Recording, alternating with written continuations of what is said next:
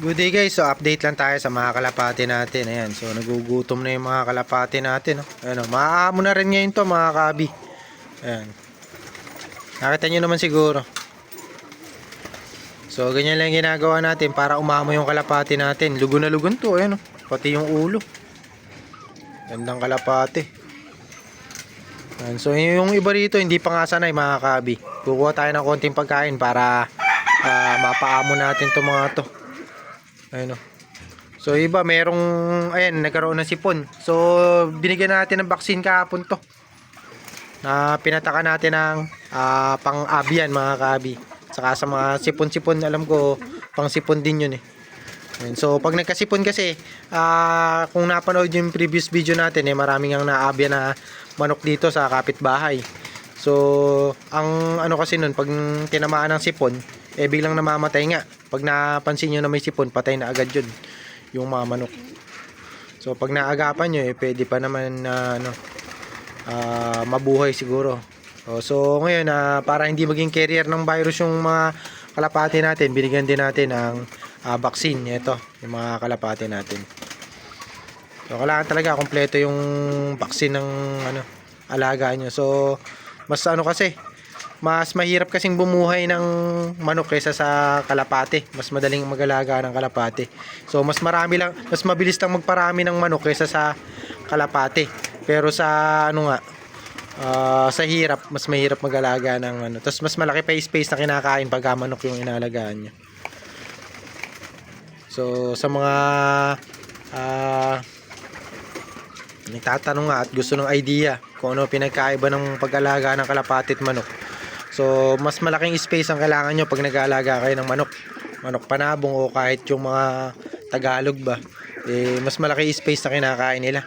Kumpara dito sa mga kalapati. Sa kalapati kahit na maliit lang, pagpatong-patungin nyo lang sa isang space walang problema. Basta komportable sila at nakakalipad, nakakagalaw-galaw. So okay na. So sa manok kasi mga kabi, kailangan natatali nyo. So kapag nagtali kayo, hindi naman pwedeng sobrang iksi. O kailangan medyo nakakalakad-lakad talaga yung mga manok. Kasi kapag maiksi, magkakaproblema yung mga paa. So kaya mahirap yung pag-aalaga ng manok. Kailangan nyo talaga ng space. Ayan. So sa kalapate yan, ganyan lang yung space yan. Ilang kalapate yan. Sa manok mga kabi, pwede naman. Ayan. Halimbawa may mga cage kayo na ganyan. Kaso syempre hindi naman pwedeng ibabartolinan nyo lang lagi yun. O yung ikukulong nyo lang lagi. Kailangan napapalakad-lakad nyo yun. So kapag ang kainaman pala sa totoo lang pagka naglalaban kayo, mas mahirap mag-alaga ng sa paglaban mas mahirap naman yung pag-aalaga ng mga kalapate. Kasi nga kailangan talaga rito simula bata tutok ka hanggang sa paglaki o hanggang sa pag nilalaban mo na. Yung manok kasi mga kabi, basta matutukan mo yun ng bata at basta nakalaki na. Halimbawa 8 months old na, kumbaga na itatali na o yung nalalaban na. So kahit na mapabayaan mo yun tapos pagdating ng paggulang at ilalaban mo saka mo lang tutukan, walang problema. So hindi katulad dito sa kalapate kasi kadalasan sa kalapate mga kabi, bata pa lang kailangan nakatuto ka na hanggang sa paglaki kasi ilang buwan lang So hindi katulad ng manok na pinapagulang pa o gumugulang pa. Ito kasi mga kabi, kadalasan ang premyo na malaki mga young bird. So kapag nasuksukan nyo na pang young bird, syempre manghinayang na rin kayo. Saka pagka old bird, pwede naman mga pang old bird. Halimbawa, nyo lang, hobby nyo lang talaga yung pag-aalaga ng kalapate. Pwede naman pagulangin nyo rin.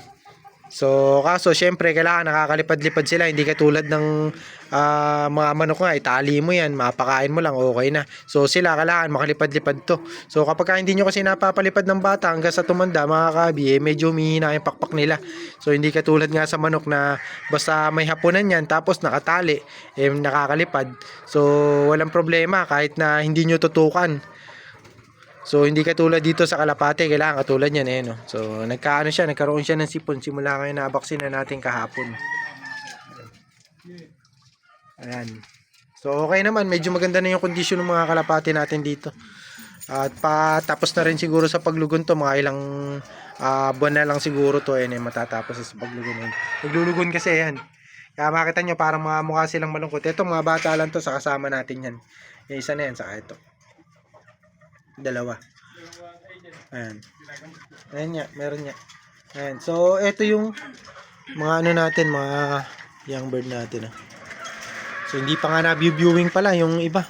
Hindi pa na ano yan, hindi pa napapakawalan. So, iba, paparondahin natin to sa mga susunod na araw siguro.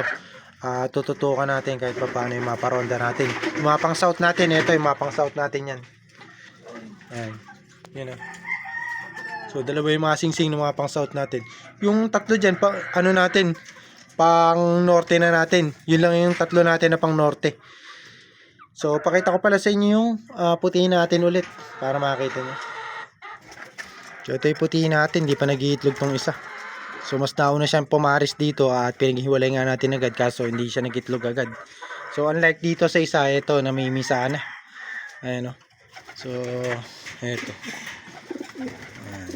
Ayan yung kapares niya, si Iking. So, sa mga nagtatanong mga kabi, mga 2 to 3K lang, nestmate nga pag nabuhay at hindi ko kurso nada. So, nestmate yun. So, ibig sabihin ng nestmate mga kabi, magkapatid nga sa isang pisaan. So, halimbawa, napisa to, 2 itlog. Yun ang nestmate na tinatawag. Yung tinatawag naman na full sibling mga kabi, pwedeng yung mga susunod na pisaan nito. Saka ito, halimbawa, nakapisa to. So, full sibling silang dalawa. Tapos, yung mga susunod na anak nilang dalawa na halimbawa, sila pa nga rin ang pagparisin natin. Full sibling pa rin yun, tawag doon mga kabi. Kasi magkapatid pa rin sila ng buo. So, yung half sibling naman na tinatawag, halimbawa, pinalitan natin ng kaparis to. Yung magiging anak na ito, half sibling nung, yun, yung mapipisa. Tapos, yun din, kung sakali na palitan natin ng kapares yun, half sibling niya rin yung dalawa na yan, kung sakali na palitan natin. Yun yung tinatawag. So, kumbaga, kalahati lang o kaya isang parents lang yung sa unang pisaan na. So, yun yung tinatawag na half sibling. Yung full sibling naman, basta magkakapatid sila sa original na pinagpares natin, yun ang mga full sibling. So, sa mga nagtatanong sa atin at mga nagko-comment, ayan, sinasagot ko lang mga kabi, yung mga basic na katanungan sa atin. So, ito yung nag-produce nga ng first, third, saka fifth overall. Sana makapagpalabas pa tayo. Ayan, so, bali siya rin yung tatay nung 7th overall natin na hawak dito.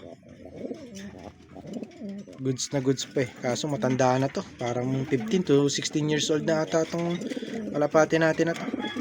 Mapagpalabas pa kaya.